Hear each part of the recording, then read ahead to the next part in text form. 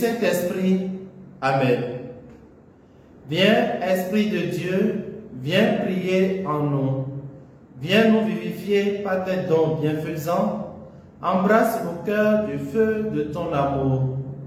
Apporte-nous ta sagesse éternelle et que ta lumière éclatante purifie nos cœurs.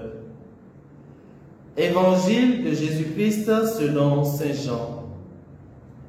En ce temps-là, les yeux levés au ciel, Jésus priait ainsi. Père Saint, garde mes disciples unis dans ton nom, le nom que tu m'as donné, pour qu'ils soient un comme nous-mêmes. Quand j'étais avec eux, je les gardais unis dans ton nom, le nom que tu m'as donné. J'ai veillé sur eux, et aucun ne s'est perdu, sauf celui qui s'en va à sa perte, de sorte que l'écriture soit accomplie. Et maintenant que je viens à toi, je parle ainsi dans le monde pour qu'ils aient en eux ma joie et qu'ils en soient comblés. Moi, je leur ai donné ta parole et le monde les a pris en règne parce qu'ils n'appartiennent pas au monde, de même que moi, je n'appartiens pas au monde. Je ne prie pas pour que tu les retires du monde, mais pour que tu les gardes du mauvais. Ils n'appartiennent pas au monde, de même que moi, je n'appartiens pas au monde. Sanctifie-les dans la vérité. Ta parole est vérité. De même que tu m'as envoyé dans le monde, moi aussi je les ai envoyés dans le monde. Et pour eux, je me sanctifie moi-même, afin qu'ils soient, eux aussi, sanctifiés dans la vérité. Acclamons la parole du Seigneur. Louange à toi, Seigneur Jésus. Bien-aimés dans le Seigneur, nous sommes aujourd'hui le dimanche 12 mai 2024 et nous bénissons le Seigneur pour sa bonté dans nos différentes vies. En ce 7e dimanche de Pâques, Jésus prie abondamment le Père pour ses apôtres qui demeurent dans le monde pour la continuation de la bonne nouvelle.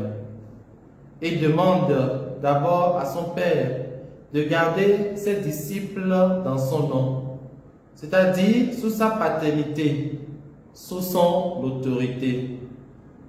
En outre, il demande au Père de les garder du mauvais.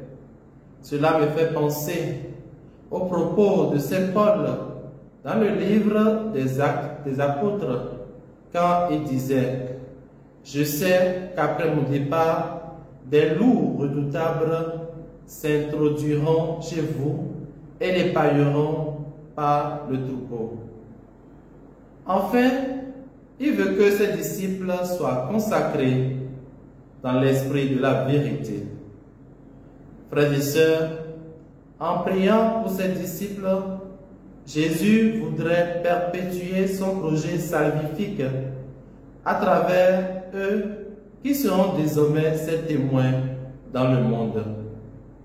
Or, le véritable témoignage qui pourrait conduire les hommes à la foi en Dieu, c'est le témoignage de l'unité. Car là où il y a l'unité, là aussi règne la paix, l'amour, la joie, le pardon. Suis-je artisan d'unité dans ma famille, dans ma communauté, dans ma paroisse, dans le presbytérium, dans ma société, dans mon groupe de prière, association ou chorale? Ou suis-je artisan de division sous toutes ses formes dans ces milieux de vie? À chacun de faire son examen de conscience. Demandons au Seigneur la grâce de se joindre à lui, afin que se réalise véritablement dans nos vies quotidiennes ce grand désir d'unité dans le Christ. Que sa bénédiction descende sur nous, maintenant et à jamais, au nom du Père et du Fils et du Saint-Esprit. Amen.